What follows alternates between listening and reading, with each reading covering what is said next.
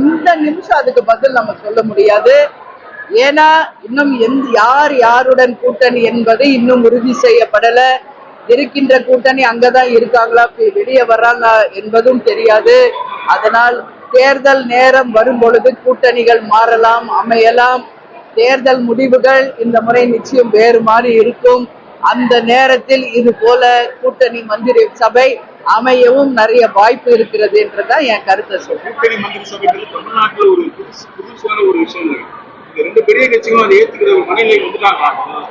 ஏத்துக்கிட்டாலும் ஏத்துக்கலன்னாலும் அதுக்கான சூழல் அமைந்து விட்டால் யாராக இருந்தாலும் அதை ஏற்றுதான் ஆகணும். அது போல ஒரு சூழல் நடக்கிறதுக்கு நிறைய வாய்ப்பு இருக்கு. நிச்சயமாக அந்த மாதிரி ஒரு சூழல் தமிழ்நாட்டில் இந்த தேர்தலில் நடக்கும். பீகார்ல வந்து தனிப்பெரும்பான்மையோட தேசிய ஜனநாயக ஆட்சி இருக்காங்க. அவங்க வெற்றி தான் தொடர்ந்து இருக்குன்ற மாதிரி நீங்க அவங்க கூட்டணி பாதிப்பு வந்துருமா? அவங்க வந்து இன்னைக்கு பீகார்ல ஒரு மகத்தான வெற்றியை பெற்றிருக்காங்க. சாதாரண வெற்றி இல்ல, மிக பிரம்மாண்டமான வெற்றி. அதுக்குதான் நேத்தே என்னோட பிரஸ் மீட் இதே மதுரையில அந்த கூட்டணிக்கும் சரி, பிரதமருக்கும் அமித்ஷாக்கும் நிதிஷ்குமாருக்கும் தேமுதிக சார்பா வாழ்த்து தெரிவிச்சிருக்கோம். அதனால அதே தான் இங்க தமிழ்நாட்டுல தொடருமான்னு இன்னைக்கு நம்ம சொல்ல முடியாது.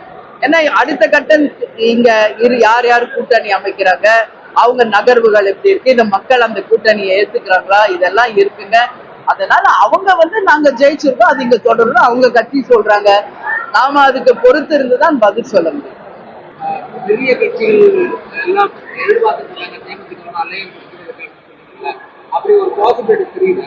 எல்லாரும் இப்ப தமிழ்நாட்டுல இருக்கிற அனைத்து கட்சியுமே எங்க தோழமை கட்சிகள் தான், இல்லைன்னு சொல்ல முடியுமா? எல்லாருமே தோழமை கட்சிகள் தான். அதனாலதான் அதை சொல்றோம். நிச்சயம் அவங்க எல்லாரும் தேமுதிகவோட கூட்டணி வைக்க தயாராக இருக்கிறார்கள். ஆனால் தேமுதிகவை பொறுத்தவரை நிர்வாகிகளையும் மாவட்ட கழக செயலாளர்களையும் அழைத்து மக்கள் மனநிலையும் ஆராய்ந்து நிச்சயமாக ஒரு நல்ல முடிவை எடுப்போம் தான் சொல்லுங்க. ஒரு வார்த்தை சொன்னீங்க, இந்த முறை ரொம்ப பொறுமையா ரொம்ப தெளிவா ஒரு டெசிஷன் எடுப்பீங்க.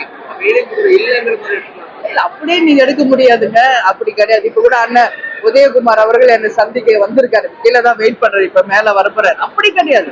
நாங்க இவங்க கூட தான் கூட்டணி, அவங்க கூட கூட்டணி இல்லைன்னே நாங்க சொல்றோம். எங்களை பொறுத்த வரைக்கும் எல்லாமே தோழமை கட்சிகள்.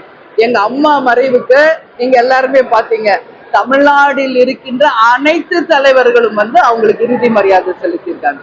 பாரத பிரதமர் ஒருவருத்தருக்கே கண்டோலன்ஸ் தெரிவிச்சிருக்காரு இந்தியாவிலேனா அது எங்க அம்மாவுக்கு தானே. அந்த பெருமை கேப்டனுக்கும் என் தாயாரையும் சேரும். அந்த மாதிரி தேமுதிகவை பொறுத்தவரைக்கும் 20 வருஷம் ஆயிட்டோம். எல்லாரோடையும் தோழமையோடு நட்போடு தான் இன்னைக்கு வரைக்கும் இருக்கும்.